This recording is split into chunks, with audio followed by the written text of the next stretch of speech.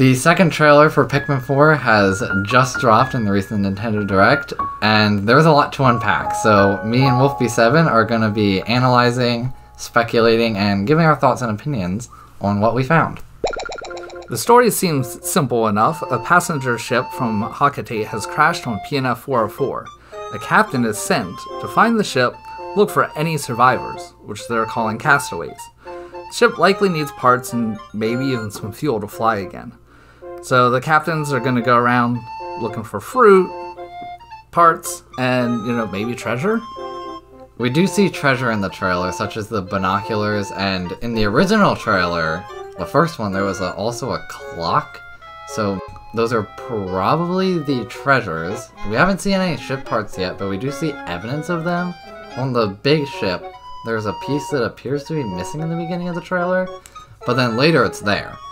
That part also may be connected to the mini pod thing the main captain sits in, because it, at least to me, almost looks like the little pod attaches to the big ship in that disc. Yeah, I think they have a similar design, but to me it looks like a one-person captain ship, and it's just in the same design because it's Hakatation, but we'll find out when the game comes out. I mean, we also don't know if it's Hakatation, but I think it's a safe assumption. Yeah, I think based on the bubbles and the captain designs with, the ears, I'm pretty sure it's meant to be a Hakatation. We also saw a wide selection of creatures, some of them more obvious than not. Of course, we saw Bulborbs and Dwarf Bulborbs. There's Sheer Grubs, more hidden. There's Spectulids, Wollywogs. There's also some Joustmites hidden in the background. They don't get much screen time. There's also an Empress of Bulblax with its children in a cave, but that's only the returning creatures. There's also a few new creatures, such as the Snagret chicks, which I would also assume means Snagrets, possibly. And there's also this weird pink-snouted Amprat-looking thing. We don't know what it is, it doesn't get much screen time. And then, of course, there's the star of the show, the Disco Longlegs. Yes, everyone likes to call that the Disco Longlegs. And I would assume with Empress Bulblax returning, that we will also get the Emperor. Yes. And I would assume we're also going to get other Bulborb variants. They're kind of classics, and we do see Bulborbs and Empress Bulblax. So I would think that we're going to see the other Bulborb types. And I do think that at some point you will meet a new form of Wraith. I don't think they'll bring back the Plasm Wraith or the Water Wraith, but there'll probably be a new iteration of the Wraith family.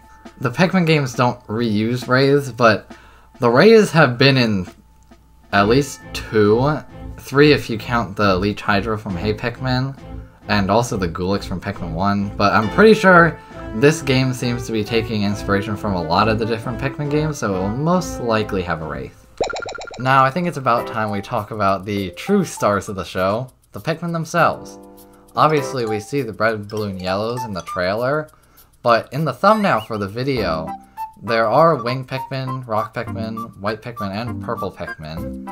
And there's other things that may allude to White Pikmin being in the game, because the Longlegs, the Disco Longlegs, seems to be using some sort of poison element, which I would assume means there's White Pikmin, which may in turn also mean that the other Pikmin are going to be in the story mode. And I say this because White and Purple Pikmin did show up in Pikmin 3, just not in the story mode. But, of course, I know what most people are thinking of is the Ice Pikmin, the new Pikmin type that was added. And it seems to be able to do 2 things. It can freeze water, turn into ice, and then you can walk across it. The Ice Pikmin may be left stuck in the ground, or they may be able to get out. We don't really know.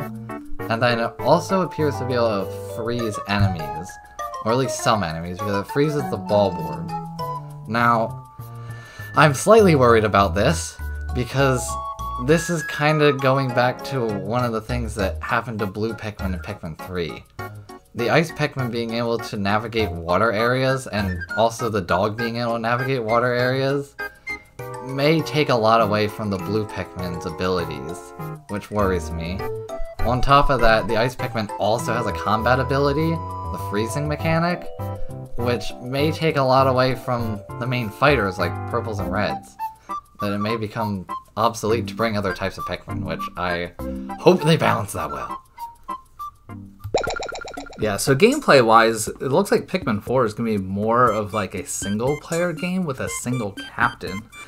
You really don't see the other castaways being controlled in the trailer, and when you even use the dog, the focus goes on the dog as though you're losing control of the actual captain. This does bring up the question of co-op mode, because it looks like when you take control of the dog to play, since the camera clearly focuses on the dog and then you lose control of the captain, so he just kind of sits there. I'm thinking this may be a similar situation to Guigi from Luigi's Mansion 3, where you can use Guigi in single-player mode by switching between him and Luigi, but also opens up the potential for co-op mode. Yeah, so it would be kind of more like a limited co-op mode, unlike the great co-op mode in Pikmin 3 Deluxe, where you're actually two separate captains that can go and do your own thing. Yeah, but at least there seems to be a chance that we're going to get co-op mode in general, which is good. Even though I think Pikmin 4 is going to be a lot more action-oriented, there are a lot of puzzles in the game. Returning are the electric gates, the crystal gates possibly, the dirt gate, the bridge puzzles, and they added new ones like pulling roots and climbing walls, riding the dog across the water, and also breaking pots and using the ice Pikmin to freeze water. So Nintendo should have a lot of good puzzle variety throughout the levels. Now it's time for the environment. We see a large variety of things in the trailer, but it seems like all of it takes place within this one area surrounding a giant house, which appears multiple times. And actually, side note, we actually found the spot that the original trailer was, with the bulb orb and the blue wood. But we also see that there are caves with the Empress Bulblacks. There are these weird looking black circles with light coming out of them. I think those might be entrances to caves, but the caves themselves look shockingly similar to the Pikmin 2 caves. Like, they even have the same weird cutoffs. And then there was also the area with the long legs, which might appear to be a cave at first, but we do see this man-made looking light source area that makes me think that it's more connected to the house and not like the caves that the Bulblacks were in. Yeah, and I think that might actually be a grate in the area around the house with the sunlight coming in through the grate. Yes. And it's so brief, but that does confirm that that's definitely not a cave.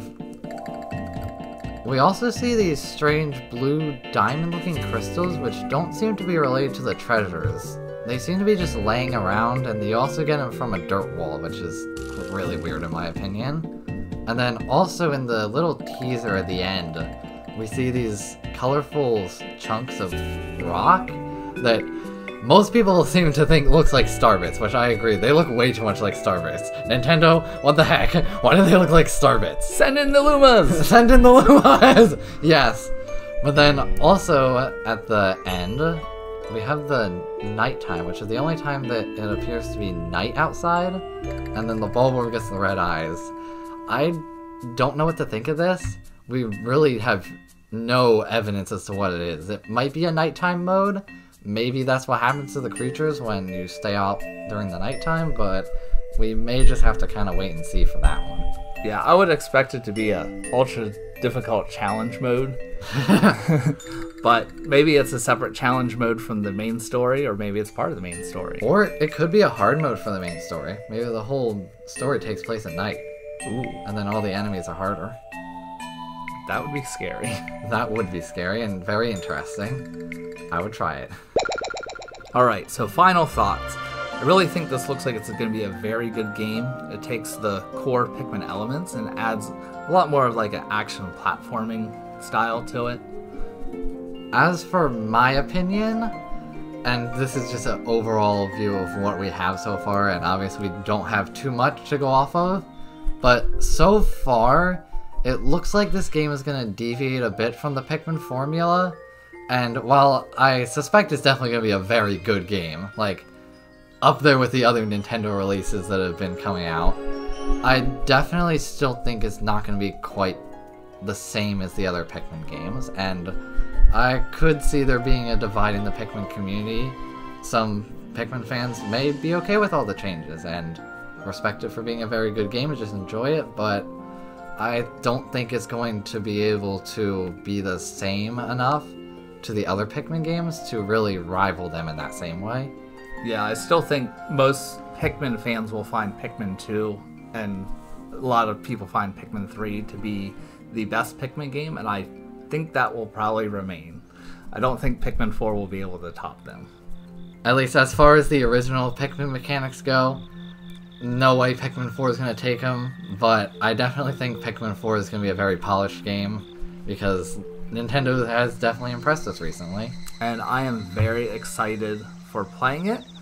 And me too. So, what are your thoughts? Leave them in the comments below. Yes, we're going to get engagement in the comments. And be sure to like and subscribe. And hit the bell and do all the YouTube stuff. Alright, thanks for watching.